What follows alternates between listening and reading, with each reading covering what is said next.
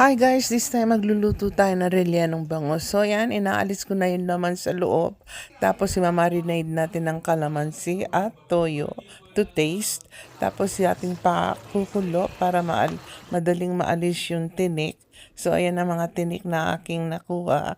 Ngayon iluluto na natin ang palaman. Iprito yung patatas at lulutuin yung ground pork.